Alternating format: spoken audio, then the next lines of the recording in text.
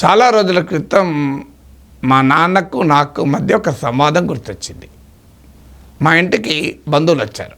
మా తాత, మా మేనమామలు అందరూ వచ్చారు.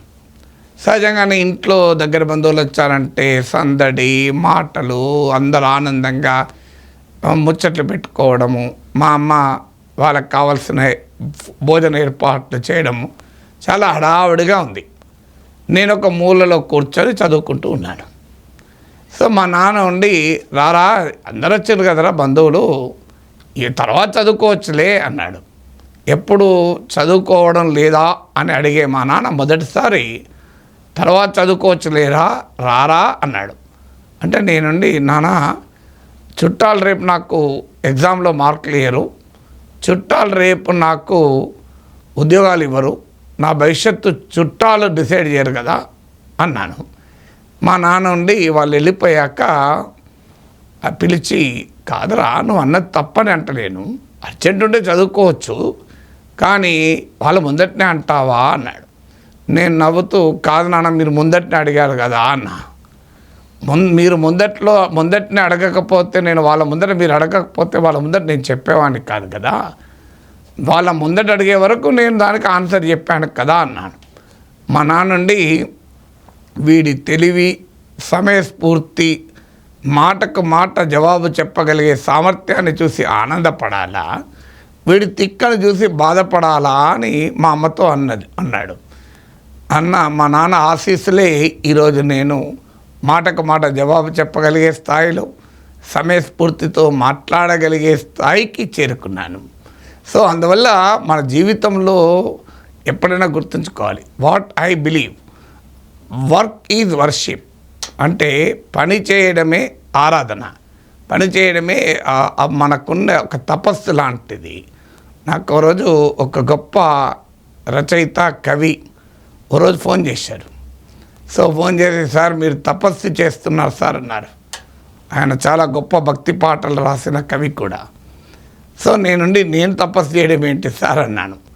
అంటే అధ్యయనం చేయడము, నిరంతరము దాన్ని ఇతరులకు చెప్పడము, అధ్యయనము అధ్యాపనం కూడా తదేక దీక్షతో చేస్తే తపస్సే కదా. తపస్సు అంటే వేరేదేమీ లేదు, ఒక కేంద్రీకరించి ఒక దానిపైన పని చేయడమే తపస్సు అని చెప్పాడు.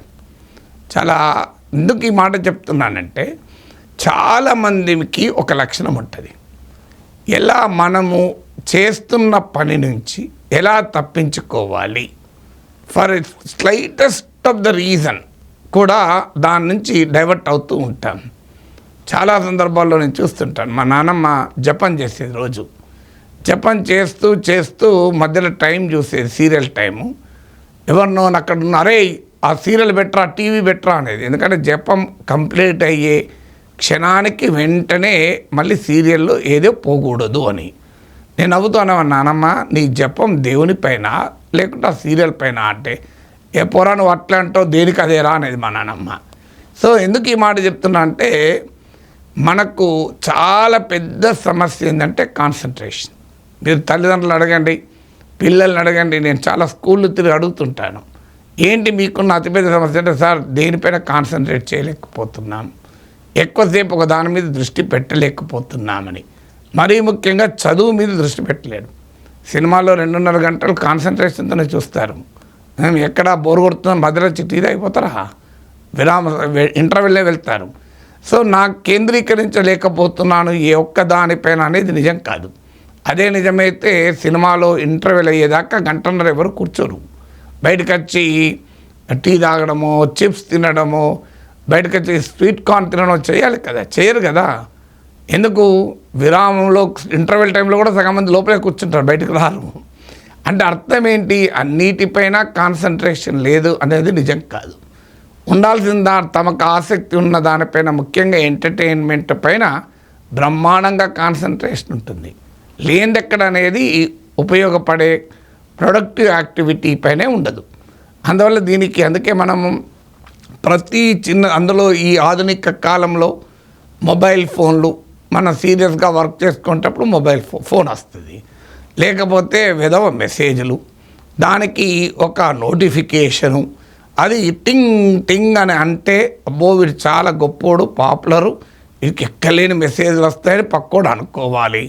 నాలంటాడైతే వీడు పనికి మాలినోడు, వాడు పనికి మాలినోడు కనుక ఇద్దరు మెసేజ్లు పంపుకుంటూ చూసుకుంటూ ఆనందపడుతున్నానని అనుకోవచ్చు. కానీ చాలామంది అలా అనుకోరు.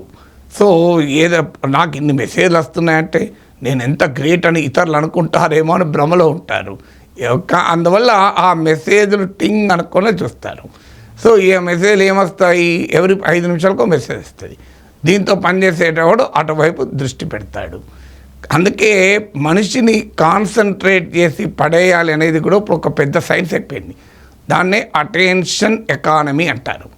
అంటే అటెన్షన్, ప్రజల్ని దృష్టి మళ్లించకుండా తమ వైపే ఉండేలా చూడడం. సో ఈ అటెన్షన్ ఎకానమీ పెరిగిపోయింది. కానీ ఎప్పుడైనా గుర్తుంచుకోండి, ఒక లక్ష్యం పైన కేంద్రీకరించేటప్పుడు ఆ లక్ష్యం నుంచి మనను లాగిపడేసేందుకు అనేక రకాల అంశాలు మన పైన దాడి చేస్తూనే ఉంటాయి. ఎలాగైతే మన మానవ శరీరంలో ఒక ఇమ్యూనిటీ ఉంటుంది, రోగ నిరోధక శక్తి అంటాం. కోవిడ్ అప్పుడు చాలా ఎక్కువ విన్నాం. అనేక రకాల సూక్ష్మజీవులు, హార్మ్ఫుల్ సూక్ష్మజీవులు మన పైన దాడి చేస్తూనే ఉంటాయి, వైరస్లు దాడి చేస్తూనే ఉంటాయి. కానీ మన హ్యూమన్ బాడీలో ఉండే ఇమ్యూనిటీ వాటిని ఎదిరించి మన శరీరాన్ని కాపాడుతూనే ఉంటాయి. సో ఫిజికల్గా శరీరానికే కాదు, మైండ్పై కూడా ఆ రకమైన డైవర్షన్ చేసే అనేక అంశాలు ఉంటూనే ఉంటాయి. కానీ మైండ్లో కూడా ఆ ఇమ్యూనిటీ పెంచుకోవాలి. అందుకే మెడిటేషన్ చేయండి, ధ్యానం చేయండి అంటాడు. నిజంగానే మీకు దృష్టి కేంద్రీకరణ ఒక దానిపైన ఉండి లక్ష్య శుద్ధి, సంకల్ప శుద్ధి ఉంటే, చిత్తశుద్ధి ఉంటే వాస్తవానికి అదే ధ్యానం, అదే మెడిటేషన్. సో జీవితంలో ఆ కాన్సన్ట్రేషన్ అనేది పెంచుకోగలగాలి.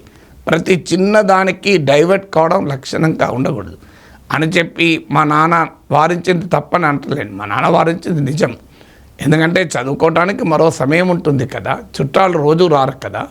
సో అందువల్ల చుట్టాలు వచ్చినప్పుడు వారు సంతోషపడతారు, మనము ఆనందపడతాం కనుక అప్పుడు చదువు ఆపి మిగతా టైంలో చదువుకోరా అని మా నాన్న అడ్వైస్ ఇచ్చాడు. కానీ మిచ్చివస్ చైల్డ్గా ఉండేవాడిని, నేను బాగా అల్లరి పిల్లవాడిగా ఉండేవాడిని. అందువల్ల మా నాన్న చెప్పిన దాంట్లో ఉన్న సంయమన నాకు అర్థం కాక నా తిక్క నాకే కదా, నా తిక్కకు నాకో లెక్క ఉంటుంది కదా, మా నాన్నకు ఆ లెక్క అర్థం కాక వీడిలాగా తయారయ్యాడు అన్నాడు. కానీ రియాలిటీ ఏంటంటే ఎప్పుడు కూడా నిజమే, రేపే ఎగ్జామ్ ఉంది, అప్పుడు చుట్టాలు వచ్చినా ఎవరు వచ్చినా పట్టించుకోవాల్సిన అవసరం లేదు, ఫ్రెండ్స్ వచ్చినా బంధువులు వచ్చినా. అందువల్ల సమయం ఉంది, ఓకే, సమయం కేటాయించగలిగితే వర్క్ లైఫ్ బ్యాలెన్స్ చేయాల్సిందే, తప్పలేదు.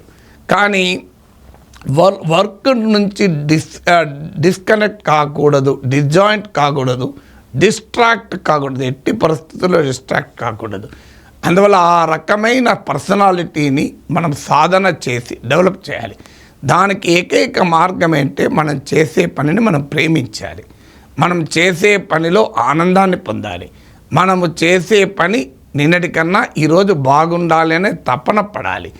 ఆ ప్యాషన్ మనకు ఉంటే ఖచ్చితంగా మనకు ఆ కాన్సన్ట్రేషన్ ఉంటుంది. దేనిపైన ప్యాషన్ ఉంటే దానిపైన కాన్సన్ట్రేషన్ ఉంటుంది. ప్యాషన్ లేదనుకోండి, కాన్సన్ట్రేషన్ ఉండదు. మన ఇంట్లో చూడండి, మన అమ్మల్ని అక్కల్ని చూడండి, వంట బాగా ప్యాషన్గా కొంతమందికి ఉంటుంది, వంట బాధ్యతగా మరికొంతమందికి ఉంటుంది, వంట భారంగా మరికొందరు భావిస్తారు. వంట భారంగా భావించేవారు చిరాకు పడుతూ పరాకు పడుతూ చేస్తుంటారు, వాడు జడ కొడుతుంటారు, వాడు బాగా చేస్తుంటారు. వంట బాధ్యతగా భావించేవారు ఓపిక ఉన్నా లేకపోయినా గులుగుతూనో ములుగుతూనో వంటను పద్ధతి ప్రకారం చేస్తారు. కానీ వంట ప్యాషన్తో చేసేవారు అనుకోండి, చాలా రుచికరంగా చేస్తారు, ఆనందంగా చేస్తారు, ఇతరులకు కూడా ఆహ్లాదాన్ని పంచుతారు. అందువల్ల love what you do you should have love in it. అందువల్ల చేస్తున్న దాన్ని ప్రేమించండి, ఆ లక్ష్యాన్ని డిస్ట్రాక్ట్ కాకుండా చేయండి. అందుకే మహాభారతంలో ద్రోణాచార్యుడు కౌరవ పాండవులను పరీక్ష పెట్టినది మనకు గుర్తునే ఉంటుంది. ఒక పక్షిని చూపెట్టి మీకు ఏం కనబడుతుందంటే అర్జునుడు మాత్రమే పక్షి కంటి గుడ్డును చూడగలిగాడు. అందుకే ఆయన సవ్యసాచి కాగలిగాడు.